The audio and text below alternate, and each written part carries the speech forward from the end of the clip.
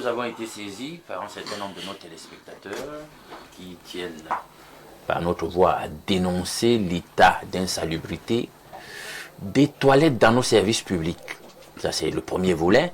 Et notamment aussi l'absence de toilettes dans un certain nombre d'institutions de villégiature, d'entreprises de villégiature, là, nightclub, machin truc, bar, restaurant parfois, etc. Donc du coup, les Camerounais y vont, il n'y a pas d'endroit où se mettre à l'aise, où uriner, ils sont obligés de sortir pour uriner, parfois dans la rue. Et ça pose quand même un certain nombre de préoccupations sanitaires. Et c'est ce que nous voulons dénoncer ce matin. Pourquoi on n'a pas des toilettes salubres dans un certain nombre de services publics et pourquoi même des petits opérateurs dans leurs différentes entreprises de villégiature n'ont pas de toilettes. C'est très dangereux ça. Merci Alain Douc, c'est pas la première fois que nous allons faire cette dénonciation. Jacques Bagnola, que vous arrivez dans un ministère. Moi je prends le cas d'abord, je suis plus précis. Un ministère, tout un ministère, il n'y a pas de toilette. Et quand vous savez que le travail commence pour le cas du Cameroun à 7h30 et s'achève à 15h30, est-ce que logiquement il est possible que vous restiez de 7h30 à 15h30 sans pouvoir aller vous mettre à l'aise, ne fût-ce que pour pouvoir uriner? Je me suis toujours posé la question, si c'est très difficile pour les hommes avec petit H, à plus forte raison pour les femmes qui sont obligées de se débrouiller derrière les bâtiments, derrière les vieilles voitures, à la merci des serpents et des regards compliqués. La dame d'autrui est obligée de se faire voir dans des positions peu commode, vous voyez, un peu pour rester élégant. C'est quoi ce pays? Et qu'est-ce qu'il y a? Pourquoi il n'y a pas de toilettes dans bon nombre de ministères au Cameroun? Quand la Côte d'Ivoire écoute ça, la Côte d'Ivoire peut nous regarder comment? C'est ce que certains ont appelé les camerounaiseries, ou encore les niaiseries à la camerounaise. C'est très désolant parfois ici de savoir que dans des ministères, dans des administrations et autres, qu'on n'ait pas de toilettes. Parce que parfois, il n'y en a même pas. Hein. Ouais. Au-delà de ce qu'il y en a, mais c'est très sale. Parfois, il y en a même pas. C'est-à-dire que si tu ouvres même la porte des toilettes comme ça, je ne veux pas tu peux tomber. Moi, je suis souvent entré dans certains ministères. L'odeur. Non, parfait. J'ai dit, tu ne peux pas.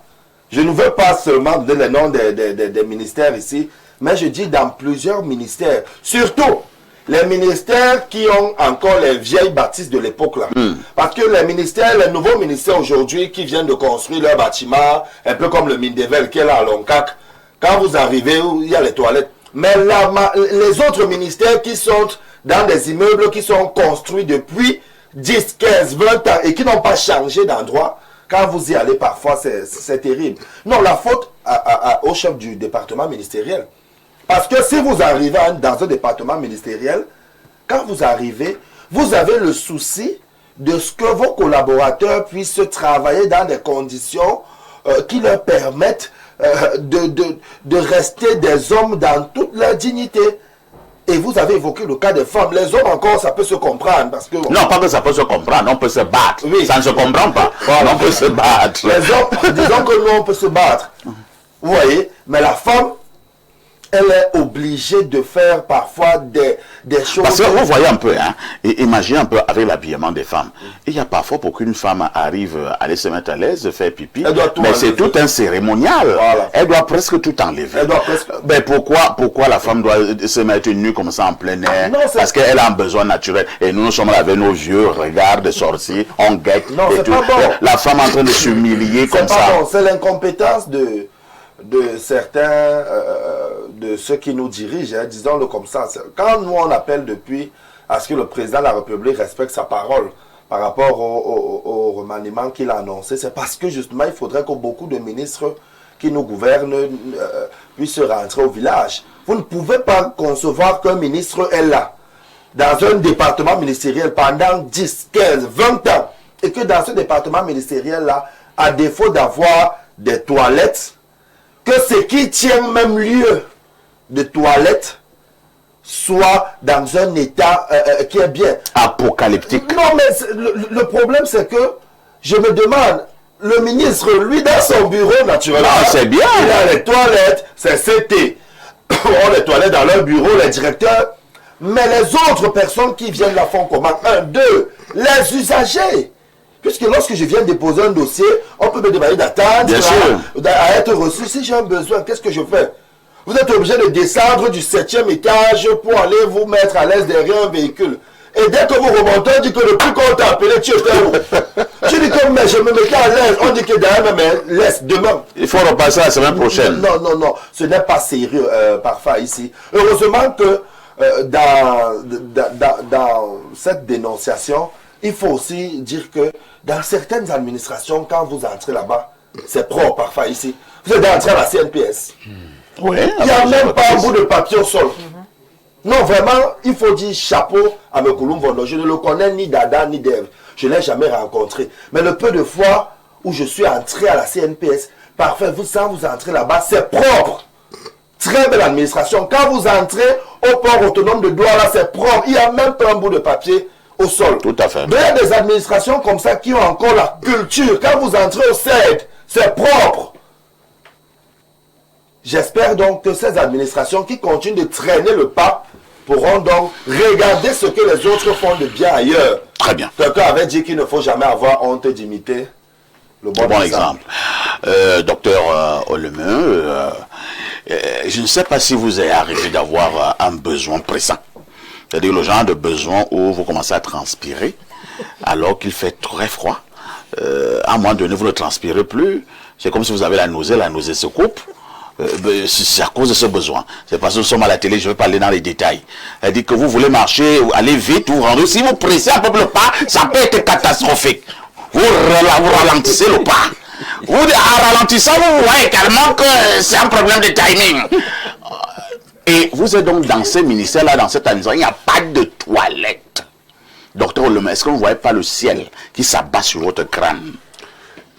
Est-ce que le Cameroun a finalement des administrations villageoises?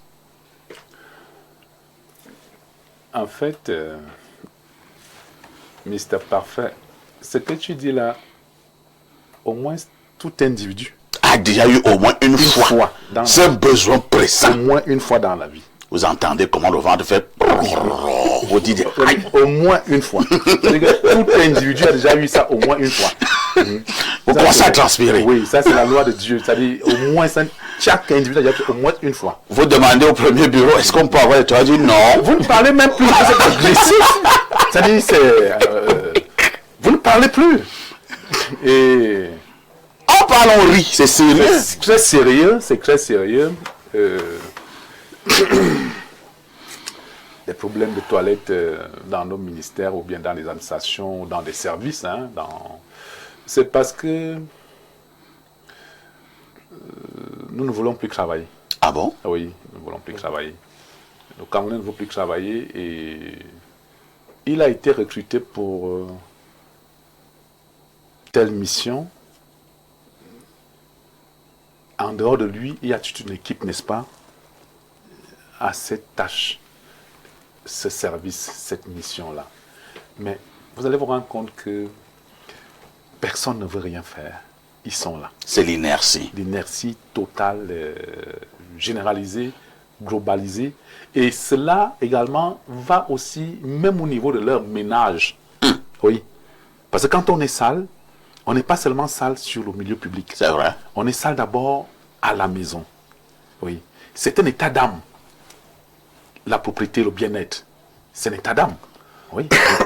Donc, quand tu sais que tu es propre, tu transmets ça aux autres.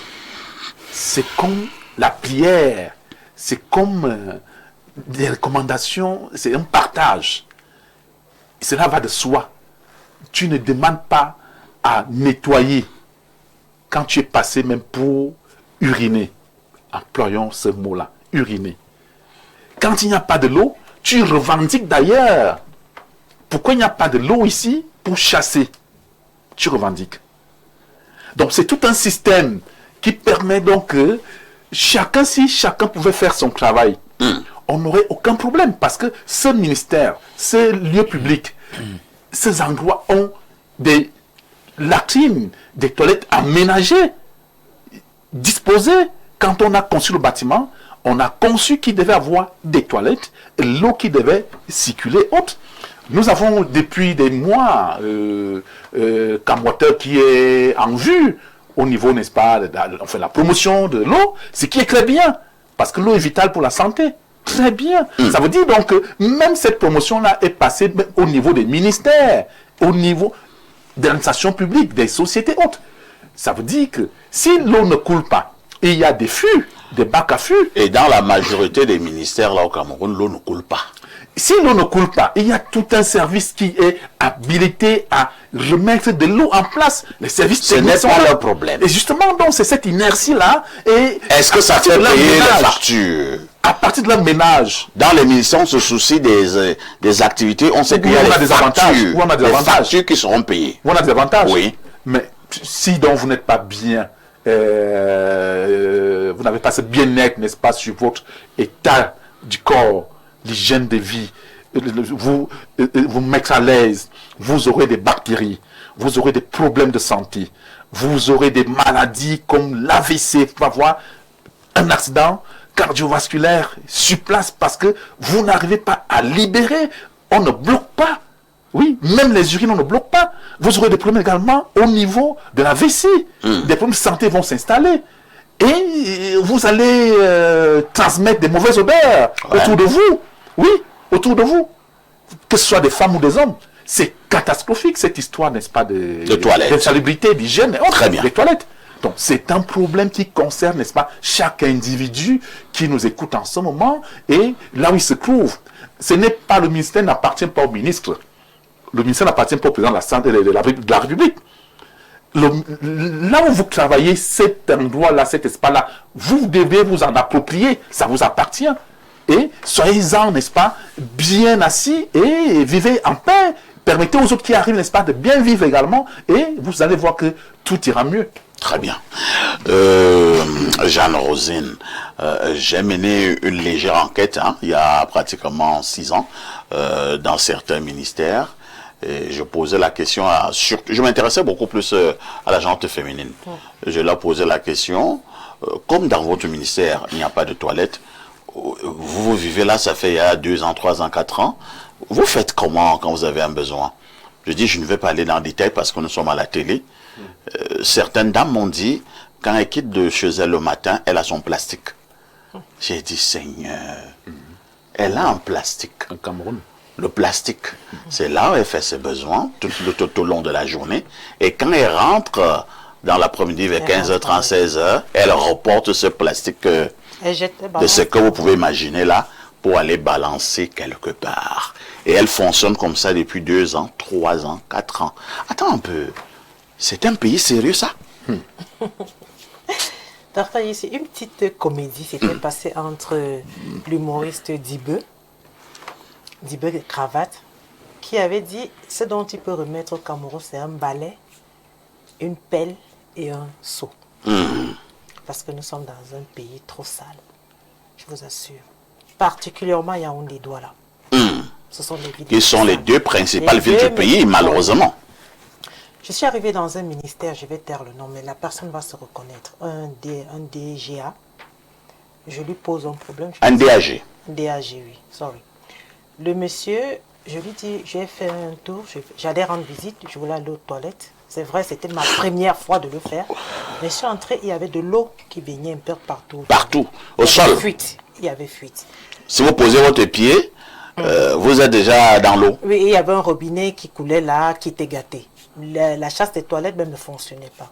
Je lui ai donc fait part, je lui dis, mais moi j'ai une entreprise de nettoyage et d'entretien. Pourquoi est-ce que je ne peux pas déposer, faire une prestation dans votre ministère afin que nous puissions mettre un peu d'ordre? Parfait, je n'ai jamais eu de réponse. Il m'a dit, viens avec le dossier, ouvre ton offre technique. Je suis reparti peut-être 3 mois dans ce même ministère. Rien n'avait changé. Le problème était là. Le même robinet coulait toujours. Oui, mais lui, son bureau est propre. Bien sûr. Il a des toilettes propres et parfumées. Je vous assure. Mais d'aucuns pensent que les autres n'existent pas. Ce sont des usagers qui font d'un ministère un intérêt particulier. Parce que lorsque les usagers viennent et ressortent, ils rentrent avec un bon rendu, soit un mauvais rendu. D'autant plus aussi même dans les directions, comme peut-être M. Ballol aura cité la CNPS. Mais je vous assure, ils vont dire, ce n'est pas le chemin. Je m'en fous. Mon problème, c'est mon cercle. Et là où je suis, bien, le reste, on s'en fout. Nous sommes des femmes. Et nous portons des maladies comme un jeu. Oui, oui, oui. Dès que vous asseyez... Vous êtes plus exposé. Oui, vous asseyez au niveau du bidet, du pot, vous asseyez, vous allez contracter une infection. Le genre d'infection, nous, quand même, docteur Olem ne pourra pas soigner. Ne pourra même pas soigner, parce que du coup, elle est rapide, l'infection. Vous avez les démangeaisons, vous rentrez à la maison, dès que vous avez des rapports avec votre époux, il dit vous l'avez trompé. Oui. Quand tel n'est pas le cas, vous êtes allé vous asseoir quelque part. Et votre foyer peut subir un oui, bien sûr, puisque l'homme ne va pas croire ce que vous allez lui dire. Donc, nous sommes dans un pays égocentrique, parce que personne ne regarde le problème de l'autre. On se dit, on s'en fout. Vous allez entrer dans certains, particulièrement dans certaines directions. Parfait, les particuliers, les chefs d'entreprise. C'est très différent. La propreté, parce qu'il sait qu'il est un particulier, il n'attend rien peut-être de l'État, il fait l'effort pour qu'il y ait de la propreté dans son environnement. Alain a parlé des bars, des SINAP. C'est vrai, ce sont des secteurs que moi je ne fréquente pas. Mais je vous assure, lorsque vous passez peut-être des affaires de 20h, 21h, 22h, vous allez retrouver toute une population de personnes dehors en train d'uriner. Oui, en bordure de rue, ils urinent. Les femmes vont derrière les voitures, elles soulèvent le cabas, elles se mettent à l'aise, elles ne se nettoient même pas, elles y vont comme ça. Et vous voulez que nous soyons comment hygiéniques dans notre pays avec ce type de pays. Et ils ont de la, je pense qu'ils ont des lignes, hein. En fait, je pense qu'il y a des lignes pour chaque, il y a des budgets pour cela. Que ce soit sur le plan environnemental, que ce soit sur le plan... Il y a tout un budget. Mais pourquoi est-ce que nous prenons nos budgets, nous allons construire des maisons à Kribi, nous allons construire des maisons dans nos villages. Nous oublions que c'est la population qui est en danger.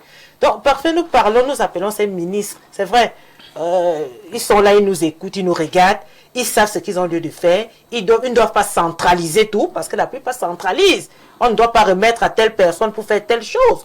Donc, nous souhaiterons que cela soit vraiment décentralisé, que tout le monde puisse trouver aussi son compte. Nous sommes des entreprises d'entretien, de nettoyage. Nous avons la possibilité de nettoyer. Mais parfois, on n'a pas cette possibilité d'obtenir même une petite subvention, même si c'est de 100 000. On ne peut pas nous soutenir. Vous arrivez avec votre dossier, qui vous envoie? On vous regarde comme un qui vous recommande? Et quand vous n'avez personne qui vous recommande, on dit, bon, tu es une femme, non? Ça veut dire quoi? Ouais. On vous donne une prestation canapé. Oh là là. Oui, parfait. Vous avez été victime? Bien sûr. Vous arrivez. Vous avez quelques noms? Ah bon, je vais taire le nom. Parfait. Moi, si je dis là, en sortant là, on va m'arrêter. Ah, vous les cachez? Oui, je préfère. Mais tu n'as pas accepté? Non, moi. Tu as eu la proposition, mais tu n'as pas accepté. Non. Parfait, je serai en train de rouler dans une grosse carrosse aujourd'hui.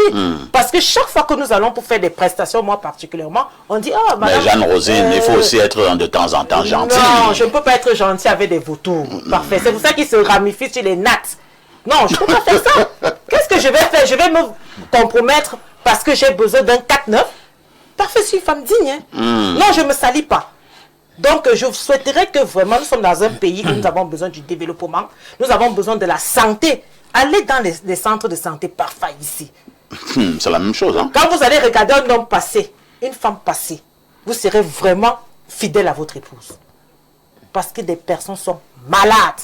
Moi, je fréquente les centres de santé parce que je travaille avec. Je vous assure, un laboratoire, vous voyez tout un tube d'AIC, c'est grave. Le VIH, ouais. les hépatites, je vous assure, le chlamydia, même ça se donne comme ça. C'est plus un amusement. Donc, cette insalubrité parfaite, c'est ce qui nous conduit vers le chemin de la mort. Donc, nous, nos administrateurs, nos dirigeants, devaient prendre soin de cela et que nous regardons aussi nous-mêmes, nos enfants. Parfait. Parce que lorsque nous nous amusons à ternir l'image des autres, nous oublions que nous avons une génération. Merci Jeanne Rosina pour cette belle prise de parole. Alain Do, que certains l'ont dit sur ce plateau, je le réitère avec emphase. Effectivement, dans ces ministères-là et dans ces administrations-là, vous allez vous en rendre compte que une poignée de hauts cadres, en commençant par le ministre ou bien le directeur général, mais attends, les toilettes sont d'une propreté impeccable. C'est-à-dire, tu peux même manger là-bas. tu peux manger là-bas dans la toilette, ça sent bon, ainsi de suite. Mais est-ce que le ministère se limite donc alors au cabinet du ministre, au niveau de certains directeurs, et ainsi de suite? Ces autres fonctionnaires et employés de l'État qui sont à ces endroits, qu'est-ce qu'ils font lorsqu'ils n'ont pas de toilette? Et Jacques le disait tout à l'heure, le ministère, comme c'est un haut endroit public, il reçoit des centaines et des centaines d'usagers par jour pour multiples services.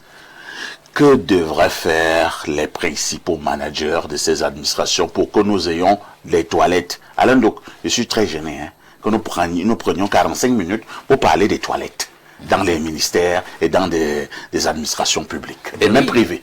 Ça participe de l'atmosphère générale de désinvolture, d'abandon. On est plus préoccupé par la recherche de performance.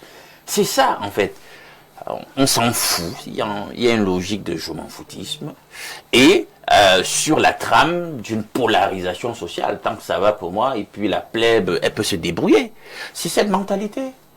Il y a un petit groupuscule de personnes qui peut se permettre, et qui s'arroge le droit d'avoir du confort, une certaine sécurité, même sanitaire. Puis le reste, ben écoutez, faites comme vous voulez. Ah ouais. Au moins à ce niveau-là, il y a une espèce de cohérence. Ces Camerounais, là, ils sont cohérents. Donc, on a simplement une communication dondée de cette espèce de laxisme, de désinvolture, d'esprit de frustration délibérée. On veut frustrer les gens. C'est ça. Voilà, nous, ça peut être bien. Et vous connaissez déjà parfois les moyens pour que vous rentriez dans les grâces de ceux chez qui ça va bien. Elle a parlé tout à l'heure des promotions canapé. Ouais. On peut même aux hommes faire des propositions indécentes. Oui, parce que ça ne concerne plus seulement les femmes. Oui, la logique n'est pas celle d'un certain patriotisme ou l'amour de l'alter ego au sein d'une nation qui se veut à un certain niveau de lecture, une certaine fratrie. Donc, c'est pas ça. Il y a nous, c'est le ciel, et il y a vous, voilà, c'est l'enfer. Donc, prenez ça comme vous voulez, et nous, on avance. Et le pays tient comme ça, et voilà. Donc, c'est un peu ça la logique parfaite. Et justement, les femmes sont vraiment vulnérables, parce que vraiment, c'est terrible. Nous encore, la physionomie, la physiologie ou la biologie a permis que bon, on peut avoir un rapport distancié avec le jet de ce fluide qui sort de nous, etc. Et puis même un rapport distancié avec l'endroit où ça doit tomber. Mais les femmes, vraiment, c'est terrible. Et surtout aussi avec leur habillement. Il faut presque enlever pour pouvoir se mettre à l'aise.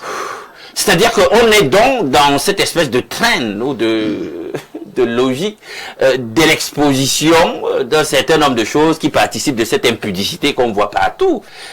C'est-à-dire que comme déjà les gens marchent dans la rue avec des vêtements qui, au lieu de nous couvrir, parce que c'est ça le but qui était celui de la conception d'un vêtement, couvrir la nudité, mais maintenant on expose, on est dans un